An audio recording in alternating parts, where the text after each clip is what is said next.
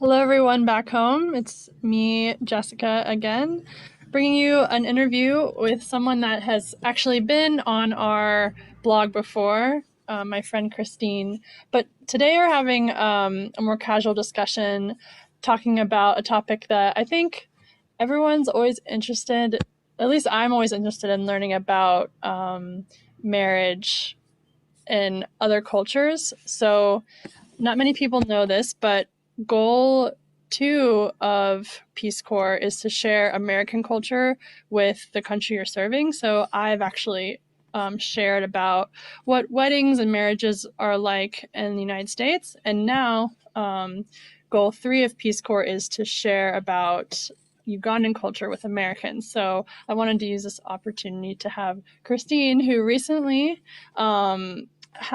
introduced her significant other, and I'm going to have her share with you all what that entails. So welcome, Christine, back to the blog. Thank you so much, Jessica. I'm very happy that you have given me this opportunity again to share with your family and friends from America. And I think this time around it's on an interesting part of the story, that is marriage, that almost everyone, or maybe very few, are not interested in it.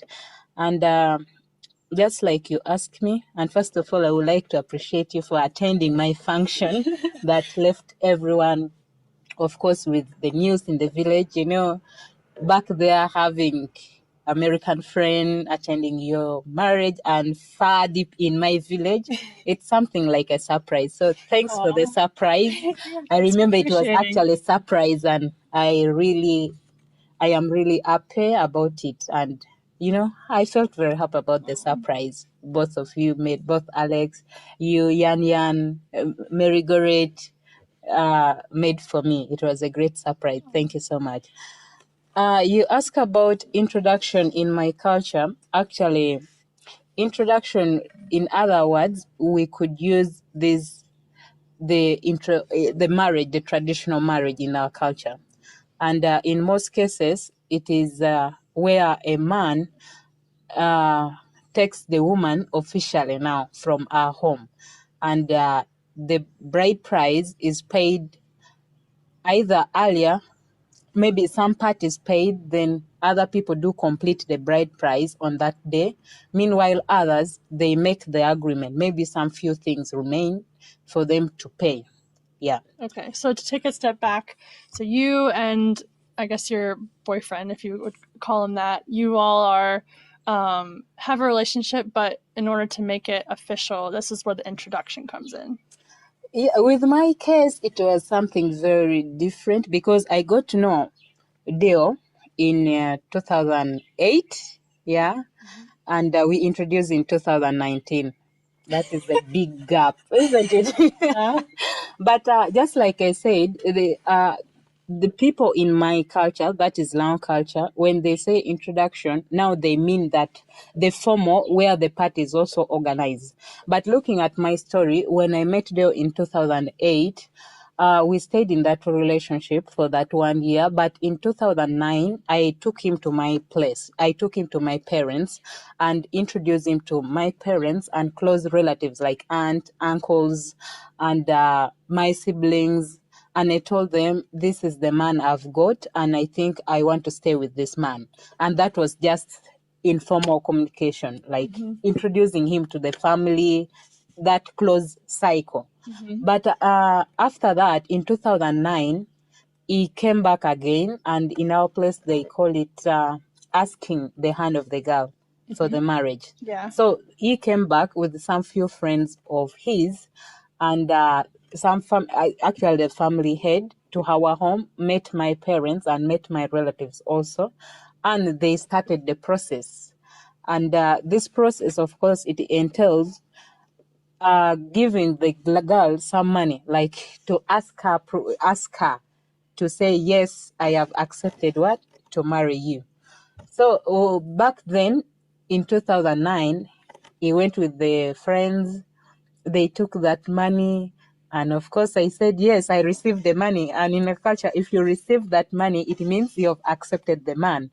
We have also seen several scenarios where girls, they run away. Of course, they ran away.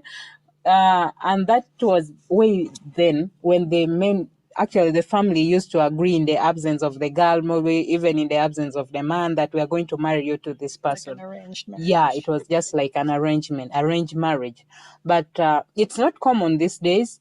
Of course, these days for you to agree to marry someone, you find that you have been in courtship for some period of time and you have known the person. So in my case, I'd known Dale, and when they came home, I said, it's fine. I accept. And even the family members knew that, okay, she has accepted. And he paid that money for asking the hand of the girl in marriage, which I accepted. Then there are some small, small things that they pay. For example, before they give you the letter, because they give you the letter, which is indicating all things, the bride price, yeah, all things which are needed, like the cows, the goats, the horse, and usually they used to those days they used to take this hand hoe, like around 9 of them, yeah. And these are coming from your family, like Coming from the boys' family. But of course, when they come to ask the hands, the boys are expected to go back with that letter to their clan. Yeah. So when they came, they gave them those lists. But of course, to get that list, also you pay. You pay for that list. So, but it depends. It's not uniform. Yeah. But it depends on that family, how much they want, and what their interest in marriage is. So just so I understand, it's the family of the bride that comes up with the list of what they would like, and then they give it to the man. Yeah, and yeah, he yeah. brings it back. That is what happens. Okay. Yeah. So when they did that, of course, after doing that, the boy is always he have the choice to make, either to go with the girl or to leave the girl. But he can ask for the girl from the family that, can I go with her, since I've asked her hand in marriage? Can I now go with her, or I can, okay, he can also choose to leave her behind, depending on what he wants. But in most cases, they prefer asking the hands of the girl to go with it. And also, it depends on the family. Some parents, they deny, they say, no, you can't go until you finish you finish to pay the bride price. Then also, until you wed, sometimes, yeah, they say until you wed, then you can take our daughter. I've also seen that scenario. But for mine, after he paid the things and he was given the letter, yeah, we started staying right away. That was in 2009. And that is when I got my firstborn, the one you saw the other day, yeah, this morning. Yeah, that was when I even got my firstborn. So we kept on staying, and I also went back. I continued with my studies. I went back to do certificate, and it was along that period when I was doing certificate when I got my firstborn. Then I came back. I stayed home like a week. I got the job, as I narrated in the other video. I got the job, and we were staying, like husband and wives. When I go to school, I'm there. He goes there, visit me, and when I come back home, we are staying together, just like that, like husbands and Did you wives. call him your husband at the time? Oh, well, of course, as yeah, I called him my husband. Oh yeah, because that's something I've noticed here in Uganda, that even if people haven't gone through the formal marriage, if they've been living together, cohabitating, they just go ahead and call husband. Yeah. And yeah, I called him my husband, and with that fact that we had a kid together, he became now the husband. That's very much. Yeah, and we are staying together. And also in our culture, when you pay that, when the girl accepts your money and that letter is issued to the boy's parent, they believe that now that the bond is now strong. You are free to be called the husband and wife. So in the cultural aspect, they consider that the marriage has started, and yeah, he's free to be your husband. Okay. Yeah. So after that, we stayed, and also education was going on.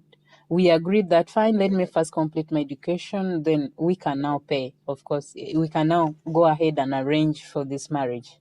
Yes, we were supposed to marry in 2016, but we had, family issues also. We had our disagreement, and both of us like separated. We parted ways, and we reconciled towards the end of 2016.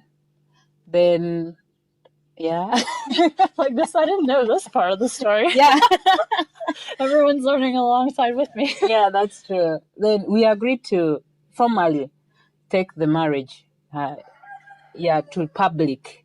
That's when we agreed, and he also asked their family members. Then they said, "Fine, if you two have agreed to marry, for us we don't have any problem. Go ahead to the family, to the other side, to Christine's family. You ask them, they tell you what to do." Then that is what we started. He went to my home. Then my parents said, "It's fine. If both of you have agreed to marry, it's fine. You can go ahead." We started the preparation. Mm-hmm. Yeah.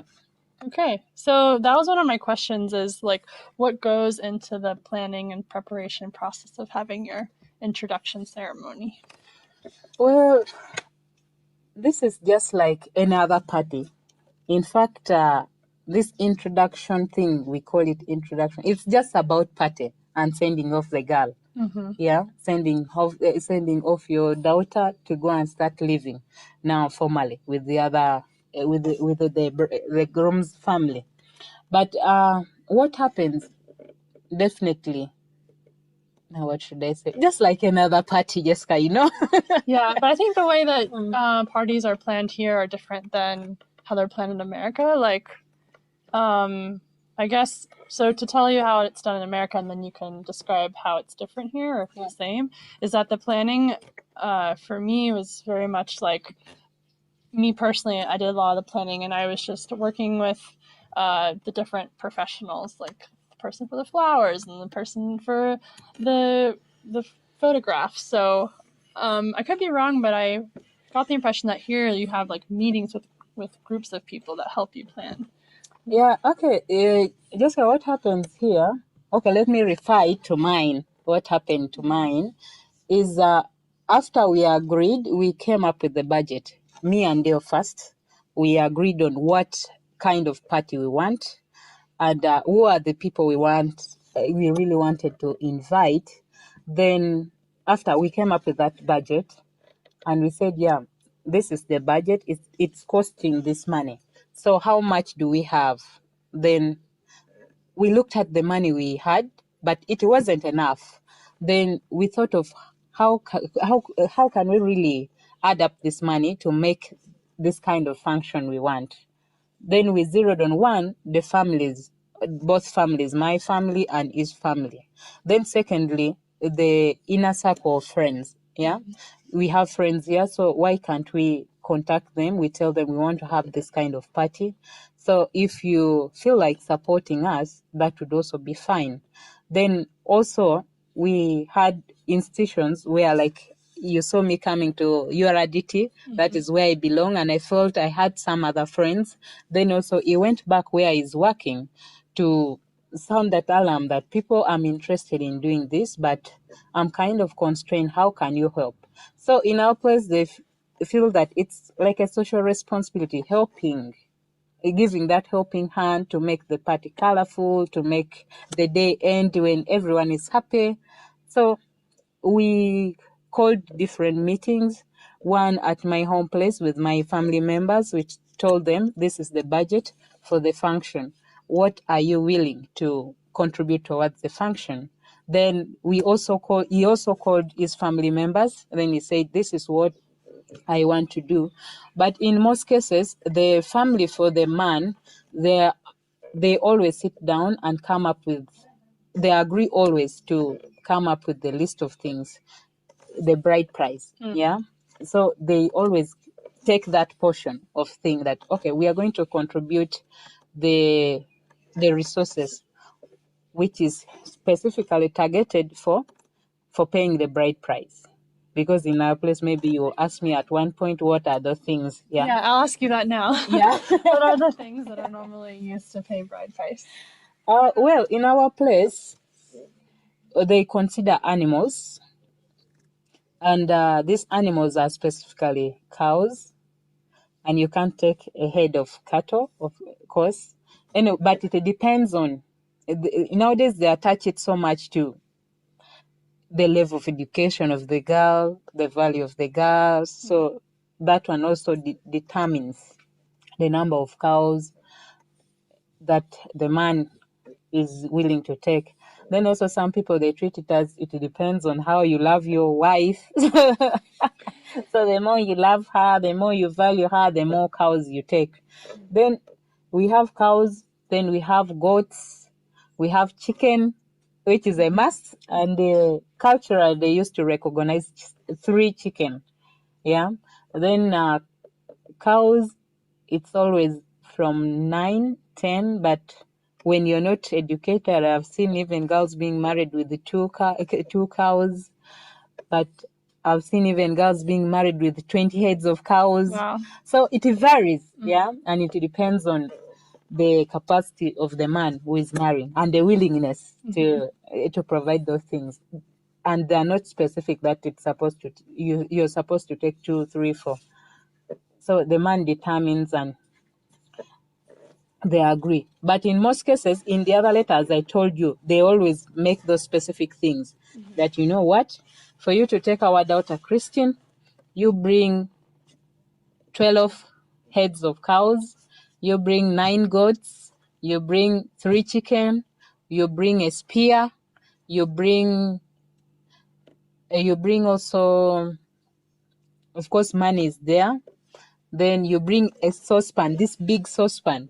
In our place, we call it Nualber, which is literally translated into English that giving birth is good. Yeah.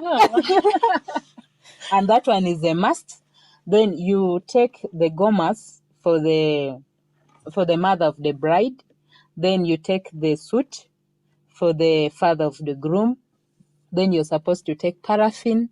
You're supposed to take the hose. You're supposed to take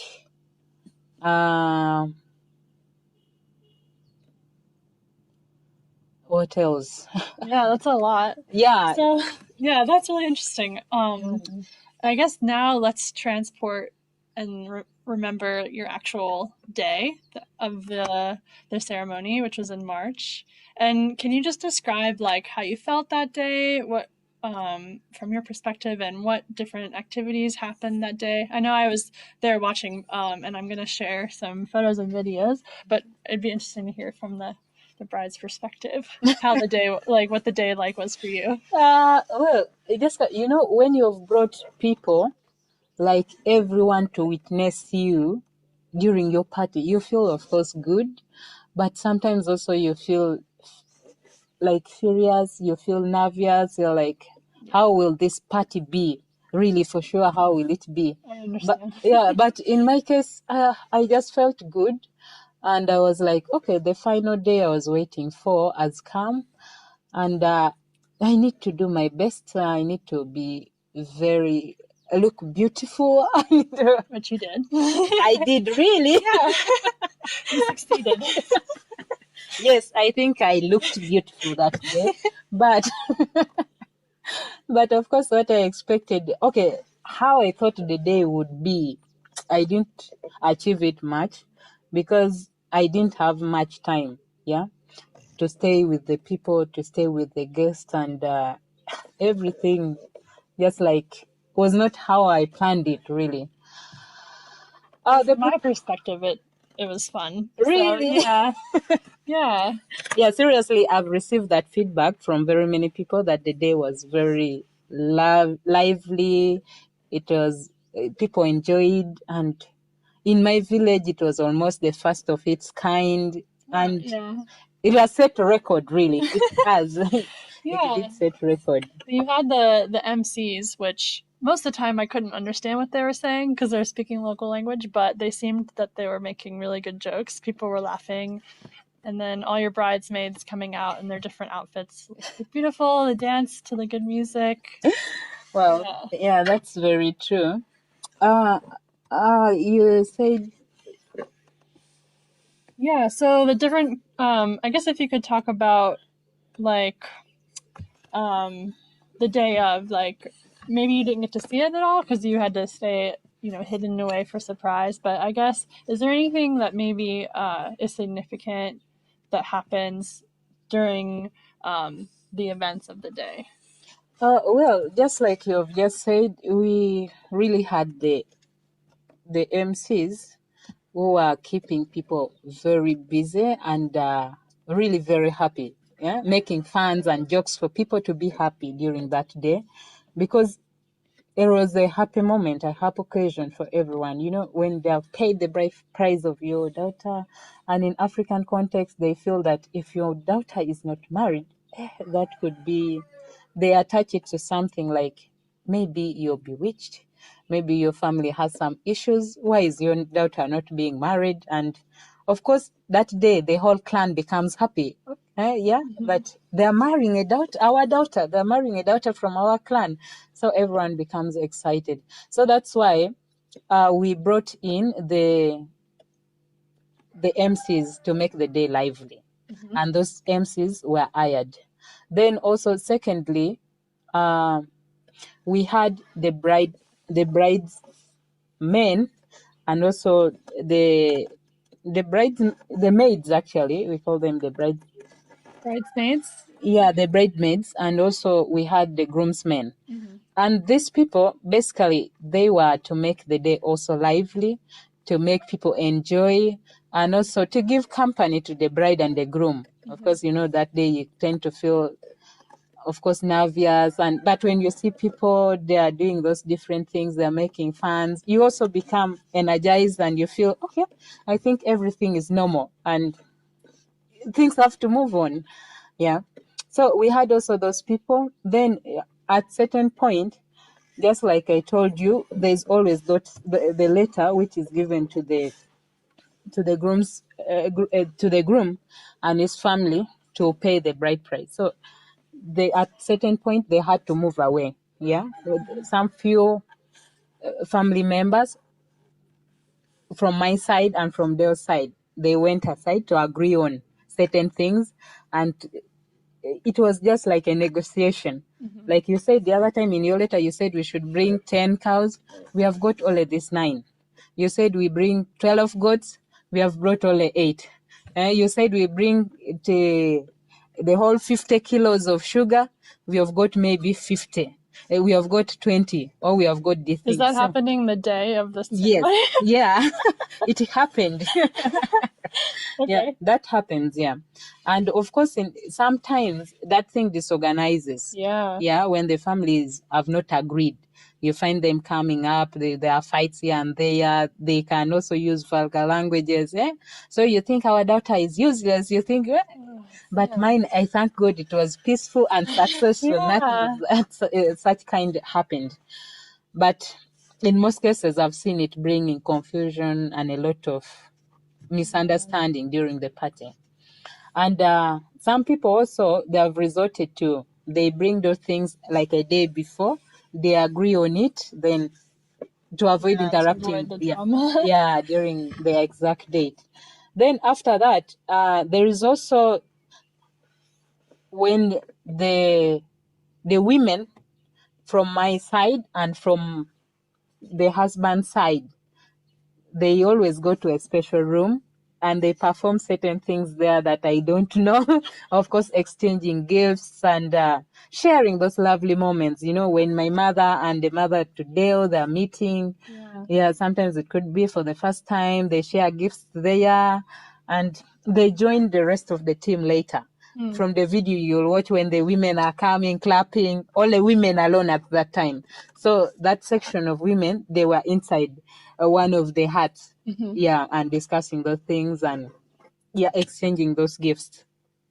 Then also, I remember after the bridesmaids and the groomsmen coming, and they were just making fun. If you could see from the video, you find that we have someone we call Senga.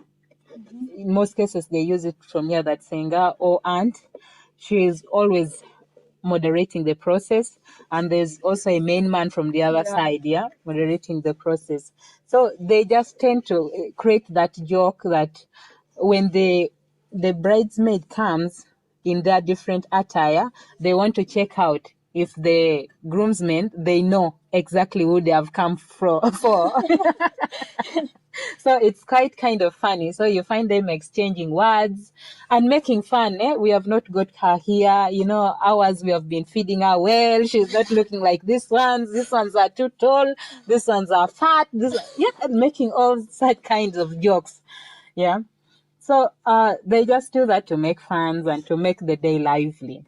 And also, we have resorted this day nowadays to you make the bridesmaids very smart, and also the other groom, just to make the day look beautiful and kind of uniform, and to test it out. If these ones who are dressed, all of them, like the bridesmaids, all of them dressing in a gomas and similar belt, everything similar. Sometimes you find they have plaited same hair. So they want to test you. Do you know who you have come for exactly or not? So just to keep fun. Because they're saying, like, do you know really that, like, which one's Christine? Yeah. I remember that in one of the videos, the MC commenting, like, saying how you had something different than all the other ones, and that Dio knew exactly which one. Yeah. That is also something that happens. Then after the maids and the groomsmen coming, making those jokes, of course, we bring the clothes, sometimes my sisters, to come and go and pick Dale, specifically, to bring him to that open chair. You saw it, yeah, to bring him to that chair so that everyone can see who is now the groom. And after my sisters picking Dale, they also test. They do that purposely to test. Do they know Dale? To Christine's sister knows Dale, or they don't know. And also they try to make fun there. They try to make fun as you saw them moving around, pretending that they don't know, and they're just making fun. And the groomsmen standing up that I am Dale. But eventually they pick him and move with him around. Showing people this is the person who has brought us here, who is coming to marry officially. Then afterward, they took him to that chair where everyone could now identify him. Then after that, of course, between all these things, there are entertainments from other people. There are songs played. Then all sorts acrobatics and everything that would make people happy that day. Then after that, I remember I came out, of course, with my matron. We call it also matron, or maid of honor. Sometimes people use maid of honor, sometimes we use matron, but they almost mean the similar thing. Then I came with my matron. But in most cases also, some people, just to make the day funny and lively, you find all those girls, all the bridesmaids, like coming up together and covering the lady. Then you go when you're covered, and after reaching there, they give the chance to the man again to come and pick you. With the group.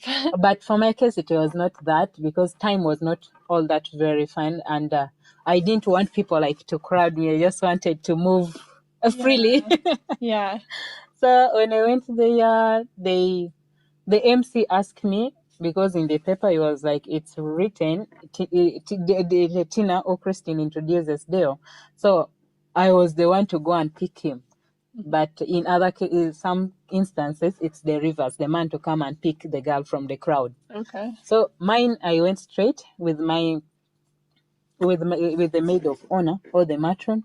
Of course, after making some funny jokes, you dance for us. You saw me dancing. After dancing, going down, kneeling on the other mat, it was like, no, that is not how we expect you to dance. So do it proper way. You show us how you dance, and they'll pick you from the crowd.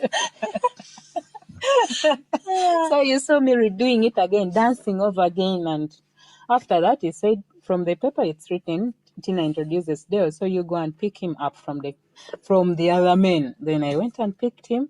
We went to the other gazebo, the other small design hut, and it is where we did the engagement. Yeah, and I remember that's where he asked me, "Will you marry me?" And of course, I responded yes. And we also exchanged gifts, what I prepared for him. And I remember in that gift we had fruits and we had wine, we had small things, and we attach meanings to them, to those fruits where you're giving them. For example, I'm giving you this wine so that you don't go out now, you'll be drinking from home. Yeah, I'm giving you this banana because it's sweet and I want you to be sweet. I'm giving you the avocado because I want you to look fresh and I want the skin to remain the same. So they attach funny words, of course, with meanings to them. Yeah. And after that, we engaged. Yeah. Yeah. You said yes. Yeah, I said yes, and I had my ring. It was given to me. Yeah. Then after the engagement in that small tent, our song was played because they had someone sang for and we had a song recorded for us, a song, and it was reflecting the theme of the day, talking about me, talking about Deo, talking about his family, talking about the event, talking about why I chose Deo, and those good messages I was telling Deo and what he was telling me in the song. So it was played that day as I moved with Deo to introduce him to my parents in another tent there, like official, telling them. I remember I told them, this is the man I've chosen to stay with for the rest of my life. Then they also made the speech like welcoming him home. So we make assumption that in that tent they are at home, like they're welcoming him now home. And they said, yes, we have welcomed him. I remember my mother saying, yeah, Deo has become now, in fact, he has been my firstborn. Yeah. And he said, now I'm having 3 boys and 3 girls. But in reality, we are 5, of course, two boys and 3 girls. But now at that time, she said she has started considering that she has 3 boys, including Deo. Yeah. Then after that, Deo took me to his parents, where his parents, of course, they were seated in 2 different tents. The assumption is this is Christine's home, the other one is Deo's home. Yeah. Okay. So he took me there. They played the same song as we were going, our song. Yeah. They took me there, and the family of Deo also welcomed me after he also made mention of the intention. I've brought my wife, and this is the woman I've chosen to stay with for the rest of my life. Then the parents also said, fine, we have welcomed her. She has been a very good and nice woman, and all the family members cherish her. All those words, of course, the good words, they appreciate the girl. And after that, of course, I remember going back and I changed. Yeah, I changed another outfit, and that outfit was basically to cut the cake. And the other first attire was a traditional wear.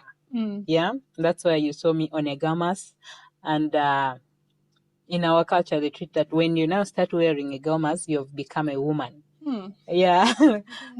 So you've become a woman, and as they're taking you to I was taking Deo to my home. He was taking me to his home. That's why I remained in that attire. I've become now a woman. Okay. Telling my parents I've become a woman, telling his parents that I've brought now a woman. And that's in our culture also, the outfit for the man is always suit. Yeah, is always suit. So after that, I changed to the other white outfit, and it was my party dress. Yeah, it was my party dress. I changed. There was cake, which I I I cut the cake with my sisters. I was supposed to have my brothers, but at that time I don't know where they had gone. And with my son also, he came in. Yeah, we cut the cake, and we served to everyone. But of course, I served it to Dale and his best man first. Then I served that tent. Then the bridesmaid came in to help to serve other people. So all the guests, they had to taste, yeah, the cake, that one big cake. Meanwhile, there were other small cakes, which were meant for special people. Yeah, okay, for a category of people, and those who mattered a lot, maybe in the preparation, in my life, like throughout my life when I was growing up, in my marriage life, then also friends who contributed towards the organization of the party, also give them something, at least a piece of cake, in recognition for their contribution, yeah, towards the success of that day. You asked something about the preparation. Yeah, I guess I remember after the cake, and then we had a really nice meal. And then I remember people started standing up and giving you gifts. So one of my questions is, is there like a certain kind of gift that's common for guests to give the couple during the ceremony? Okay, oh, that one, we don't have like a specific gifts, like the specific gifts that should be given. It depends on the friends you have. It depends on what they have. So they can give anything they have. I've seen several people, like, they give the household things to start your home. And even traditionally for us, they give that, like they give you the broom. Traditional, they give you a pot, they give you a saucepan, they give you plates, they give you even hoe that to me was not given because they know I'm not good at farming. Yeah, they give you hoe.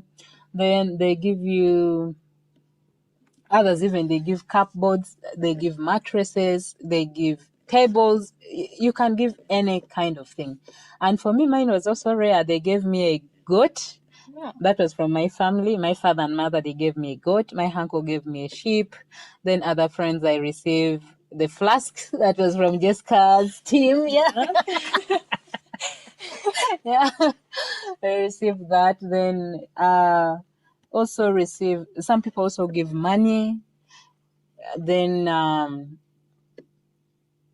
I also got, actually, so many things: baskets, I got plates, I got very, very many small things that I can't count now. Yeah. So it doesn't matter. They don't specify that these are the gifts that the guest can give. Both guests, invited guests, and family members and friends, they give anything they feel they should give. Okay. Yeah. So I think I just have one more question, and it's something that I've come to have to learn about when I came here. But what is the difference between like the introduction, this traditional marriage that you're talking about, and then the wedding? Wow. Okay, thank you so much, Jessica. The introduction here, we treat it just like I told you. It's more of traditional marriage, and it's more of cultural way they do it. Like the culture, people here have been doing it for hundreds of years. Yeah, right? yeah. Okay. So you do it more of cultural, and it's more of the cultural expectation of how an ideal woman should look like. That's why I told you the dressing, and everything depicts culture. Sometimes what they require as bride price, and this is done from home, from a bride's home, not in the church. Unlike wedding, which is, it must be in church for us here. The common practice is that it must be in the church. And with this traditional marriage, sometimes other people opt to call even the religious leaders. That's why you saw even some preaching at my introduction, but others even tend to ignore them. But just to, because we believe so much also in religion, you call them to bless your marriage from there. And it's more of cultural. But while wedding, for us here, it's more of spiritual, and it must be in church. And here, there must be a priest to ordain you. not the catechist or doing it on your own. But the traditional, you can even invite all the catechists to come and pray for you. You can even invite any religious person you know to pray for you. But for a wedding, it must be a catechist, that is for Catholic. Then for this other denomination, it must be someone of like high rank in the religion hierarchy. Yeah. So basically, like Ugandan, no matter what their religion, they'll if they want have the traditional marriage, and then if they're Christian, they might decide to then have their wedding in the church. Is that right? Yeah. Okay. Yeah. It took me a while to understand. So, okay. Well, thank you so much for sharing. I think between what you've shared and then the pictures and videos, yeah, I think hopefully friends at home will have a better idea of how marriages are in Uganda. That's true. Thank you, Christine. Welcome. But maybe I can talk something small on the planning. You Sure. talked about, you talked about those things.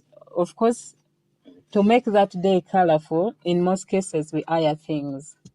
You hire things to make the party colorful. For example, the music system, to make the day lively, the decoration, Yep. which my decoration, I think, remained in the head of everyone. Everyone is asking me, where did you get the decoration from? I think we need to get those very people to decorate during my party and the rest. Then you also hire the tents, separately. Then you can also choose to hire the people to cook, the catering services, which is available everywhere in my place. You hire them to cook for you, and you also hire the MCs. You hire them. Then also those clothes the bridesmaids were wearing, especially the bridesmaids. Sometimes people opt to buy them, but in most cases we have people, the service providers, who have them already. So you just go and hire them. Yeah.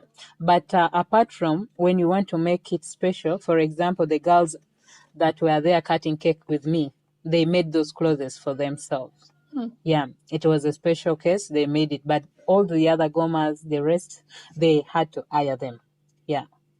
So I think those are the preparation you go through to make the day lovely, and you also enjoy, and you say, wow, I think my send off was a good one. Yeah, you did a very good job planning. Wow. It's a good event. Thank you. Thank you so much. So, thank you so much, Christine, for sharing. I think everyone at home will enjoy hearing about your special day. Thank you. Bye, everyone at home.